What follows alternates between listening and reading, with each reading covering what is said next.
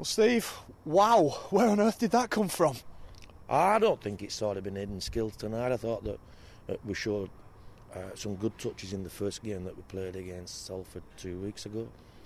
Thought we were a little bit unfortunate to concede a try at the back end of the first half and at the start of the second half over there. What we did do today is we sort of extended that 30-35 minute good football and put it in for 80 minutes tonight. I thought it was the best game I've seen for quite some time. How is it for you down there as a coach? Yeah, I was up there, so it's the first time that I've watched the game from the stands with a microphone in my hand since I've been here. Don't like to get on the bench. I get a little bit too emotional. I thought it was great. I thought that the big key for us tonight was we ran at 90% completion in the first half, and for a total of 81% for the game. But we did probably as many tackles tonight as we did in the first game, but we had a far more energy to be able to defend effectively tonight because we were a lot better and executed a lot better on the ball. Speaks volumes for your fitness levels as well, because you matched a full-time professional side there today. If you've got a fitness conditioner here, he's certainly worth his weight in gold. Yeah, I think that we've also had a good off-season, and I don't think it's just necessarily down to fitness. I think it's down to skill as well. Our ability to be able to execute and at the same time put questions on their defence went a long way to making sure that we played a lot of the game at the top third of the park, more so than we did a couple of weeks ago, and therein I guess lies the lesson for us for the future. A big period in the game was just after the start of the second half. Salford usually tend to start blowing teams away at the beginning of the second standard, but it wasn't them that upped the pace, it was you that upped the pace. That for me said it was going to be perhaps you winning the game this evening. Yeah, I thought there was a real big turning point around about that 10-minute spell in the second half. We defended 4 sets out of 5, literally in our own 20-metre zone, and the one set that we had, we lost the ball. We got the ball on a turnover or something and lost it on the first tackle coming out. So we defended effectively 4 sets back to back.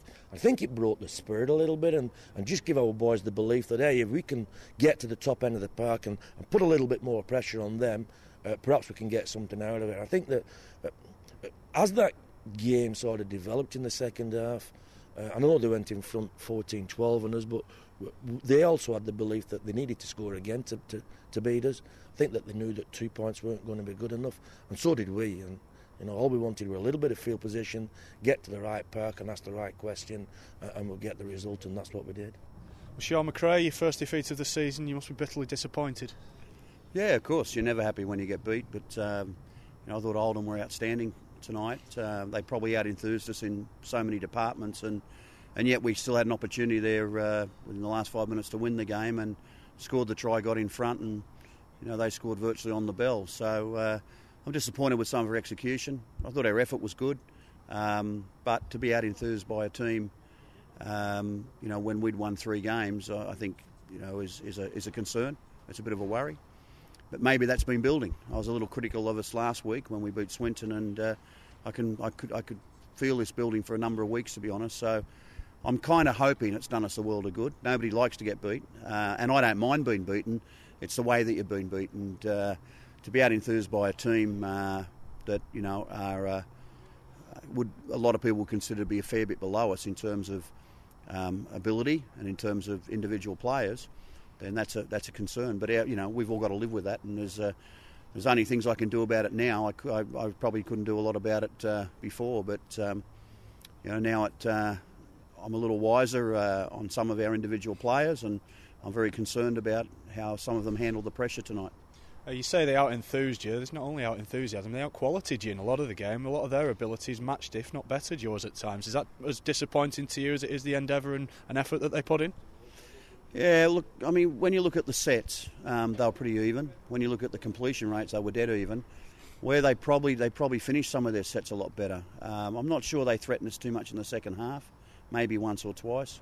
I thought that we always looked the stronger team in the second half, but we couldn't convert that into points, and that's a concern for me. I think there was something like 6 or 7 sets in a row inside their 20-metre zone that we either finished with kicking the ball dead or hitting them on the full with a kick or throwing a ball into touch. So it's not like we weren't ever in field position to be able to attack and put plays on, but the execution tonight wasn't as good as what I would have liked.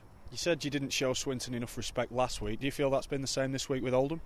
No, I don't. I think we were very respectful of our opposition. In fact, we maybe went the other way. Maybe we were too respectful. I'm not too sure. It's, what we got tonight is a lesson in attitude and a lesson in enthusiasm. And as I said, losses don't really bother me too much if we've played well. But I can't say that we've done it tonight. So the loss concerns me. It concerns me a number of our individuals who are supposed to be good players, and yet, if you'd have come here tonight and didn't know anything about the two sides, you wouldn't have thought that we were a National League One team. Well, Richard, welcome back to the team. Having dislocated your elbow at Christmas, that's a hell of a way to come back. Yeah, I'm pretty happy with that. Obviously, I missed a lot of the pre-season through the injury that I suffered, and all I could do was really run around, but nothing gives you a start like the match fitness, and I've got a couple under my belt now, and obviously the boys are very happy with what we've done tonight. Really happy. That's a cracking effort, what came from you and the boys today. Just how did you go about that game as players? Well, obviously we played Salford a couple of weeks ago, and I think we're a little bit intimidated by the fact that they would just come down from Super League and they were full-time. But when we went over there, we basically saw that we're nothing to be afraid of, and that gave us a big boost for this game. We were given the correct information by his coach, Steve Deakin. He gave us the information we needed to win the game, and we went out and did it. A lot of guts, I think, as well, tonight. Looking at the team today, there was umpteen amount of players that have played well today. I mean, Danny Halliwell's been a hero out there. He was limping around for at least 20-30 minutes, and he stayed out there for the entire game, and you could have picked a number of man of the match tonight. Who impressed you out there as a player? I'd have to say that Tommy Golden was the man out there for me tonight. All credit to Saeed Tangart, who received the man of the match. He's a very explosive player, but I think that Tommy Golden, at times when we were under the cosh, he took us out of his own half and he bust the line. He was there to make the tackles all night long, and for me, Tommy Golden's put his hand up tonight and been the best player out there. How's Daryl Cardis? Dislocated shoulder, I believe, 6 weeks of a job. Did you manage to have a word with him before he went to hospital? I didn't speak to Daryl, no. I've spoke to the physio, and obviously his shoulder's come out. It's the same shoulder that he's had a lot of trouble with, which is a massive disappointment for us, because obviously Daryl's played very well tonight. He's quick and he's given us a lot of yards around the ruck. Obviously all the boys are disappointed for Daryl, but I'm sure he'll be back and ready for the comp when it starts. You never gave up when Salford scored what looked as though it was going to be the match-winning try. You just had that belief in you. How does that belief come about from all you guys? I mean, it must be a hell of a feeling to know you've got so much confidence in your team now. Well, I think that basically what's happened is during the 75 minutes leading up to their try, we just gained in belief in the collisions. We were winning the collisions and we were getting on top of them. And I fully really believe that we were the better team out there tonight. And with 75 minutes gone, to be dealt a blow like that, to concede a try and look down the barrel of a loss after we'd put all that hard work in was impossible for the lads. And it's a new group of lads, and we haven't seen that sort of character yet from all the boys together. But tonight, just a massive amount of character and, belief to win the game.